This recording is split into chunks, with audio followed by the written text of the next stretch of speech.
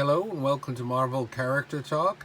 Nice one today. We're going to take a look inside the cover of a very early Marvel Silver Age. The first one with Ant-Man in his costume. If you like, please subscribe, hit that notification bell and reply. Let's take a closer look. This is a 12 center. This is Tales to Astonish number 35. You'll gasp in the amazement in the return of Ant-Man. Stop him, my pets.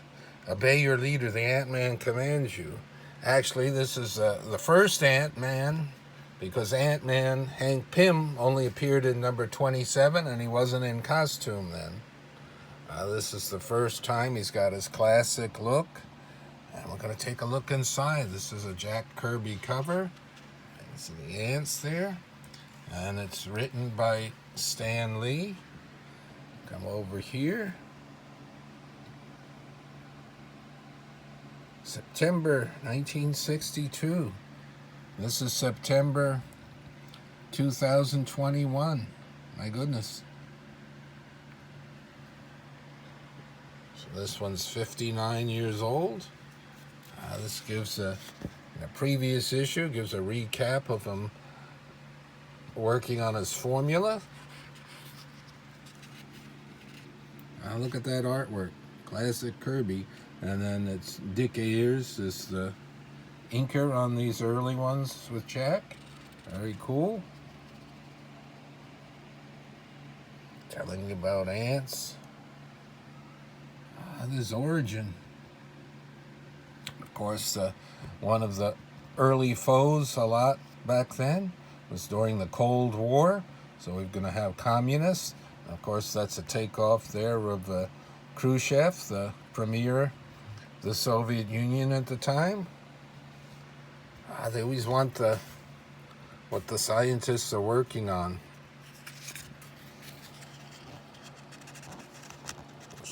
Get the page open. Very hard to move. Go.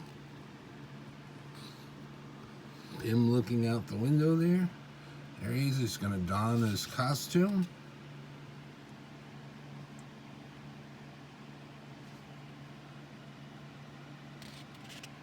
There he is. He was using the shrinking formula and pouring it on himself there. The gas. Automotive working. There he is. Little teeny. They use a rubber band to propel himself. And later one, he'd have like a catapult.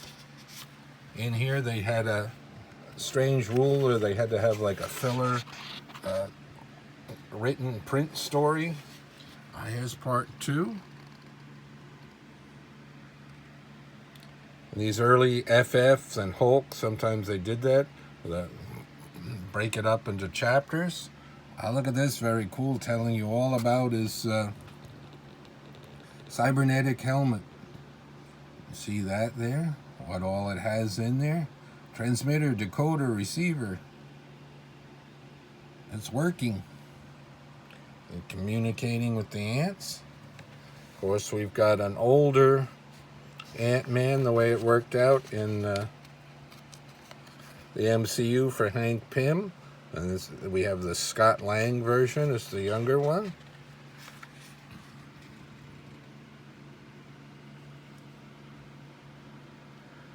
Look at about his costume. Steel mesh consisting of unstable molecules which stretch and contract as his own body does.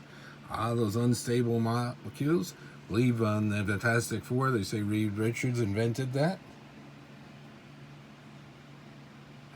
Very cool.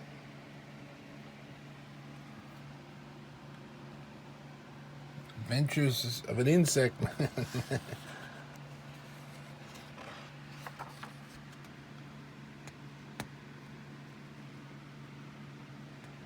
Look at him. So teeny.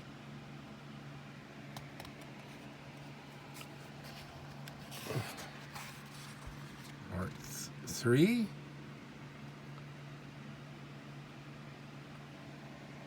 Very much using the ants in these early ones. Of course, he'd go on to switch over in his next costume identity would be Giant Man. That would be in issue 49. Of course, he'd be a founding member of the Avengers. There he is, using the serum again.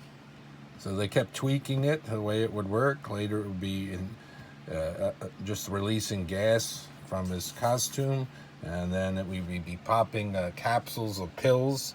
He famously was using that in the Avengers Fantastic Four Hulk story in the FF26, and then he could just do it by his willpower later on. So that was it. It's a 13-pager. The rest of the book are a couple of fantasy stories. That one was by Ditko Art.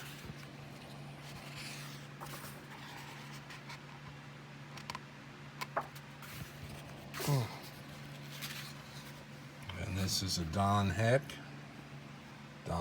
art. He draw Tony Stark.